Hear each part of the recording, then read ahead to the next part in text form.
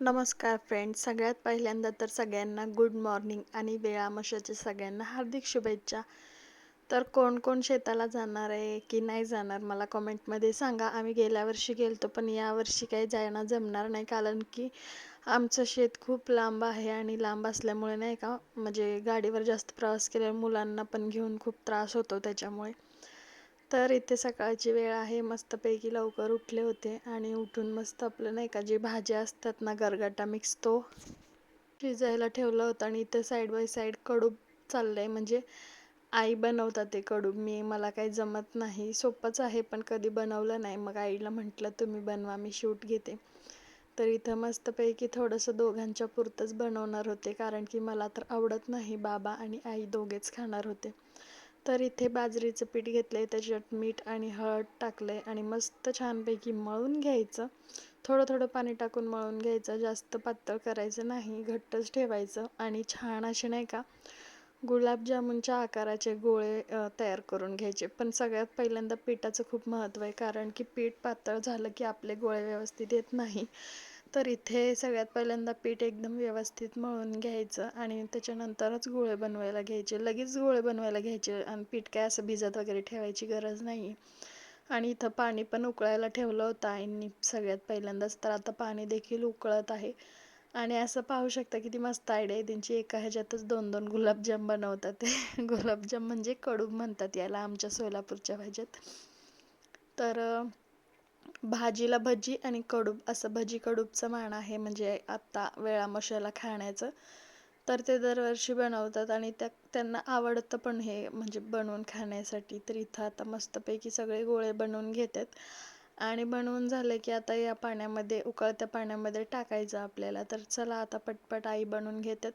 तोपर्यंत मग मी पण म्हटलं आपली भाजी शिजली का नाही बघते. तर भाजी पण खूप म्हणजे भरपूर झालती भाजी. थोडीशी कमी बनवली असती तरी चालली असती, पण नाही का आजच्यापेक्षा उद्या ती भाजी खूप टेस्टी लागते. पण उद्या ती भाजी खात नाहीत असं मला आईंनी सांगितलं. परवा दिवशी खाल्ली तरी चालते. तर आता इथं मस्तपैकी ते उकळत्या पाण्यामध्ये आई बनवलेले कडूब मस्त टाकून घेतले आणि इथं मग मी आता भाजीची तयारी करते साईडला. तर इथं काय बघा, आता मस्त आपला जो भाजीपाला आहे तो सगळा शिजून तयार झालेला आहे. तर इथं अनुच्या माझ्या गप्पा चाललेत पहा. केस आहेत का लावायला? पिन दिली आई लाव म्हणून. आई पिन दिली लाव म्हणून. पिन पिन दिली लाव म्हणून. कुठं लावायचं आता? नाकाला लावायचं का? मग डोळा बंद कर, डोळा बंद कर. बर बघ.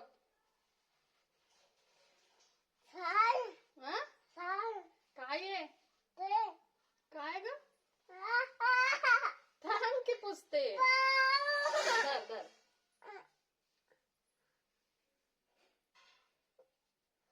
कुणाची आहे तू? नाही आहे कुणाची?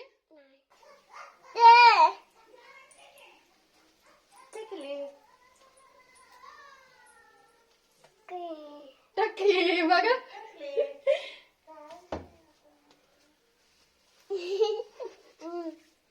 एवढी आगा झाली नाही.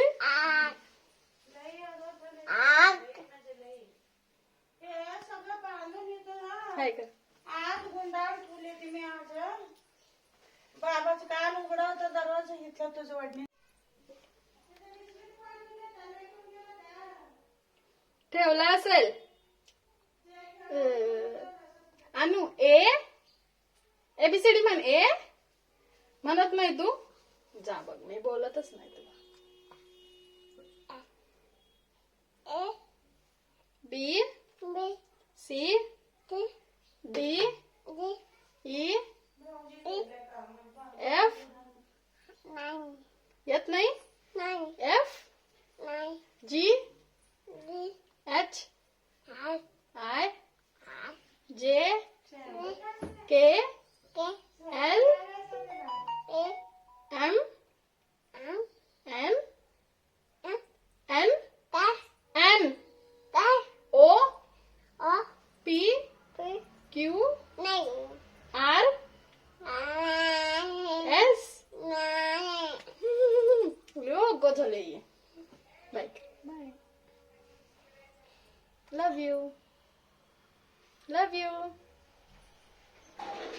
तर तुम्ही आमच्या मायलेकीच्या गप्पा ऐकल्याच असतील. तर आता इथं मस्तपैकी जे आपले कडूब आहेत ते असे रेडी आहेत. आणि आता इथं आणखीन म्हणजे एक 5 ते 10 मिनटं आपल्याला उकळून घ्यायचं आणि त्यात आता मी बनवत आहे गरगाटा. तर त्याच्यासाठी मी एक मिक्सरचं भांडं घेतले. त्याच्यामध्ये भरपूर हिरव्या मिरच्या टाकल्यात, कारण की तिखट खूप आवडतं आणि भाजी पण जास्त आहे. तर इथे 12 ते 14 लसूणच्या पाकळ्या घेतल्यात आणि मग नंतरनं जिरे टाकले, 1-1.5 चमचा टाकलाय, मोठा 1.5 चमचा. तर इथं नाही का आता मस्त मोठं पातेलं ठेवलंय आणि त्याच्यात भरपूर तेल टाकायचं. तेल जितकं असेल तितकं भाजीला टेस्ट खूप छान येते.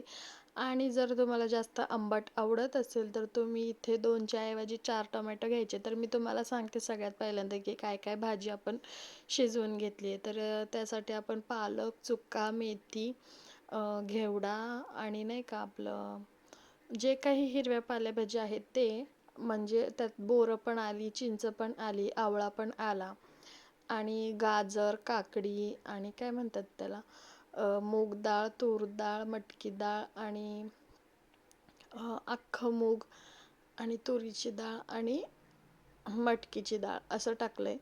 तर आता इथं मस्त ते सगळे भाज्या शिजवून घेतले आणि इथं आपल्याला नाही का आता पातेल्यामध्ये तेल तापल्यानंतरनं जे काही हिरव्या मिरचीचं आणि लसूणचं पेस्ट आहे ते याच्यामध्ये टाकायचं. जिरे आणि कढीपत्ता टाकायचं सगळ्यात पहिल्यांदा. मग हिरव्या मिरची, लसूणची पेस्ट टाकून छान फोडणी द्यायची आणि छानपैकी भाजत आलं ना, की आता याच्यामध्ये आपल्याला टाकायचं आहे मीठ चवीपुरतं.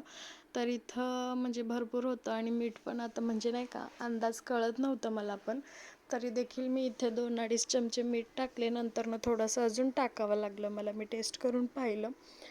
तर खरंच ही भाजी खूप खूप म्हणजे खूप मान आहे ह्या भाजीचा आणि म्हणजे जितके आंबट बनल तितकी टेस्टी लागते. तर इथे मी 1.5 चमचा हळद टाकली आणि मस्तपैकी तेलात फ्राय करून घेते. तर मी इथं म्हणजे भाजी जास्त होती त्याच्यामुळं मग आईनं म्हटलं, तुम्ही आता या जरासं मदत हेल्प करा मला. तर त्यांनी इथं भाजी टाकण्यासाठी मला मदत केली पातेल्यामध्ये. तर पाहू शकता अशी मस्तपैकी फोडणी द्यायची आणि खरंच सांगते मी तुम्हाला इतकी अप्रतिम लागते बाजरीच्या भाकरीसोबत. आजचा मान खूप भारी आहे बाजरीच्या भाकरीसोबत ही भाजी आणि कडू.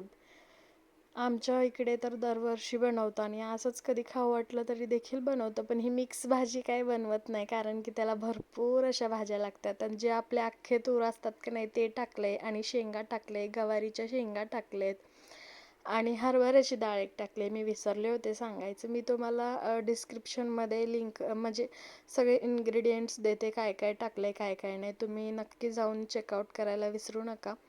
आणि आता इथं मस्तपैकी आपली भाजी जी आहे ती रेडी आहे. तर आय होप तुम्हाला आवडला असेल व्हिडिओ. थोडा जरी आवडला तर लाईक, शेअर, कमेंट करायला विसरू नका. आणि कसा वाटला आमच्या सोलापूर स्टाईलचा भजीच म्हणतात ह्याला, भाजी म्हणत नाहीत. तर भजी कशी वाटली मला नक्की सांगा कमेंटमध्ये. चला तर आता पटकन सबस्क्राईब करा. बघताय काय, बाय.